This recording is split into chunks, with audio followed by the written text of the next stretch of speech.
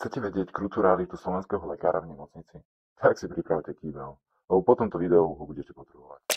Predstavte si, že pracujete ako lekár.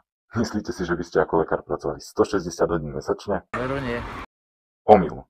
Skutočnosť je taká, že slovenský lekár odmaká mesačne viac ako 250 hodín, a to veľakrát bez prestávok a v hrozných podmienkach. A není to málo, Antone Pavloviči? A ak si myslíte, že im za to patrí aspoň základný komfort, tak vás vyvedem z omylu. Mnohí lekári si musia nosiť vlastný toaleťák a keď sa ten náhodou na toalete nachádza, tak tam chýba záchodová doska. Veď prečo by mali chcieť taký luxus, ako sa normálne vysrať? To je hnus velebnosti, kam sme to dojeli. Realita slovenského zdravotníctva je, že mnohí mladí nemocniční lekári sú hodení na pospas na urgent, aj keď nastúpili len nedávno. Pýtate sa, nemal by tam byť nejaký atestovaný lekár? No áno, mal. Ale nakoľko je lekárov na Slovensku menej ako Vlasov, Šutaja, Eštoka, tak atestovaný špecialista je vypnutý doma po 36-hodinovej službe. Už čo je veľa, to je málo. Čo sa týka vybavenia na urgentoch, tak na niektorých oddeleniach je veľký nepomer pacientov, čo zlyhávajú, a monitorov, čo im merajú funkcie. Čiže niektorí pacienti nemôžu byť riadne monitorovaní a idú na tzv. Verím v Boha a oko doktora, ktorý si medzi tým ide triáž a má cvičenie vojnových podmienok v praxi. Mnohokrát sa stáva, že jeden doktor je zodpovedný za desiatky životov a najväčšia topka je, že za to nie sú ani poriadne zaplatení. Lebo vznové výkazy sú mnohokrát totálny výmysel, ktorý nekorešponduje s realitou. Vás veľmi úctivo požiadať, aby ste si fakty overovali. Uvediem príklad. Lekári, ktorí majú službu cez pracovný deň, si musia zapísať hodiny ako 6,5 aktívnych a 9 pasívnych. Čiže lekár ide normálne do práce od 7 do 15:30, potom má službu, kde podľa výkazov aktívne slúži do 22. a potom do 7 rána sa akože nič nedieje a čakajú na prácu.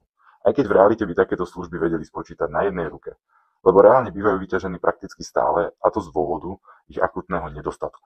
Spôsob, akým my politicky riadíme túto krajinu, škodí slovenskej ekonomike, škodí riadeniu celého štátu. Ďalšou kapitolou je e-zdravie. Napriek tomu, že sa v ňom utopili milióny eur, podľa lekárov absolútne nefunguje.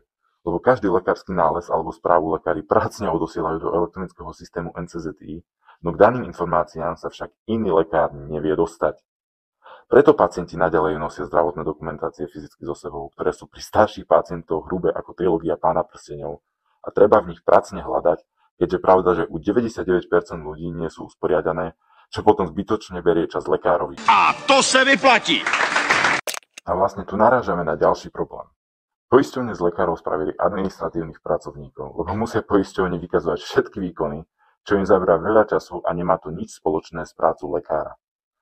Najhoršie je, že poisťovňa to aj tak nevyplatí, lebo si nájde nejakú technickú chybičku, napríklad rozdielu slova komplexná a intenzívna starostlivosť, alebo nesplnenú podmienku a nezaplatí celú hospitalizáciu, čo pre nemocnicu znamená minus 20 000 eur v niektorých prípadoch. Myslíte si, že veď to by sa malo len opraviť a vyplatiť sa, nie? Ani nie. Poisťovne sú ticho ako vož pod chrastou, neplatia, nechajú to tak a potom pošlú naspäť naraz zamietnuté tisíce výkazov, z ktorých sa lekári môžu maximálne pojebať.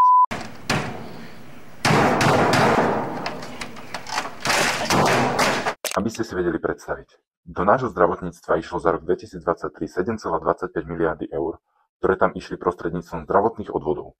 V priemere platíme každý ekonomicky aktívny občan mesačne 188 eur do zdravotných poisťovní, tak z akého dôvodu si dovolujú neplatiť za zákroky, za ktorými platíme zdravotné poistenie?